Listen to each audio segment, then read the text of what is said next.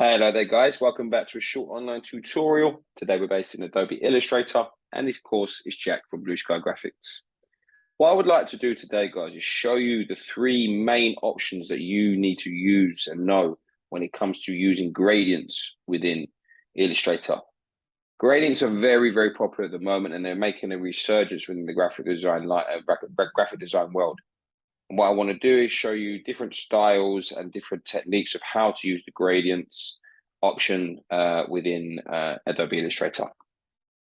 Okay, so I'm going to come through here, right? And now let's just create a square like so using my rectangle tool and by pressing Shift. I'm just going to come through here and just round off the corners like so.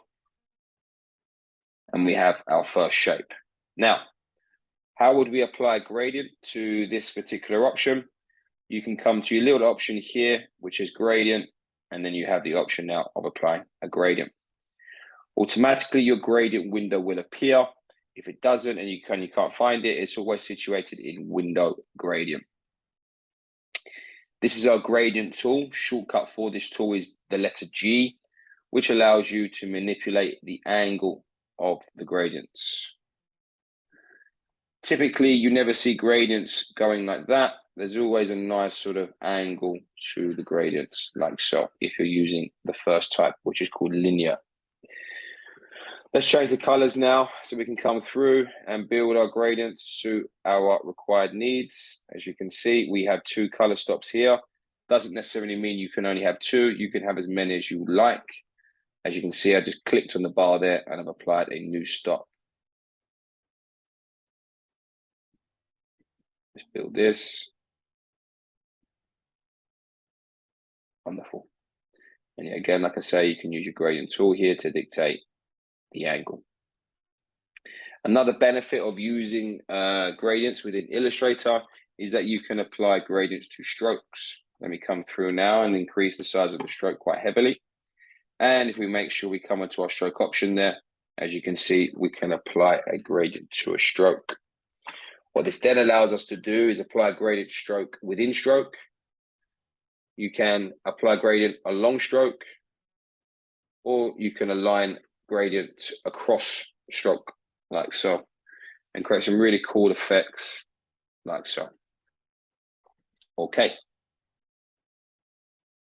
Let's come through here and type in linear gradient, because that is what we've been focused on today, guys, so far. Okay, let's just come through here. Just going to increase the size of that. Put that there. I don't like that font. I'm a big fan of milk.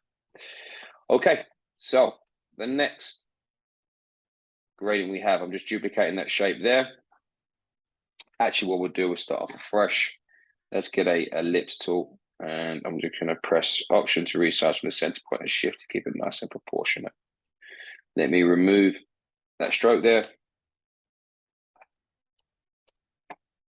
Okay, so the next gradient I'd like to talk to you about is what we call our radial gradient. Okay, as you can see, it gives us a radial feel to our gradient. I'm going to use the gradient tool here, and I can come out and stretch and drag and decrease and whatever, increase it to a point where you're happy. And as you can see, very simply there, I have created a sphere-like 3D looking element solely using a radial gradient.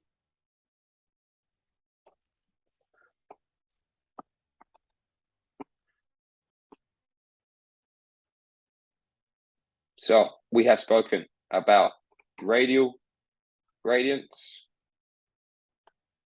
and we have spoken about linear gradients, but the gradient that many people are using currently at the moment is what we call a freeform gradient. So let me come through here, create a rectangle like so.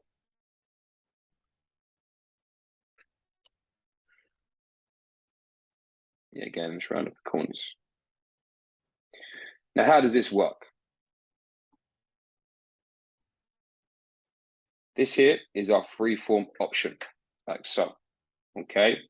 And what happens here is we have stops that we can manipulate and change and move around within the element that we have selected. Obviously, you'll be able to change the colors of these particular gradient stops. We come here, and we come through. Let's manipulate and change. As you can see, a lot is happening with this style, and you can change and whatever, and duplicate.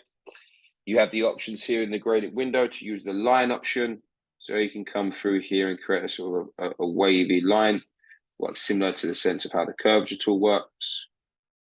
And we can come through, manipulate, and change. And that, my friends, is called a freeform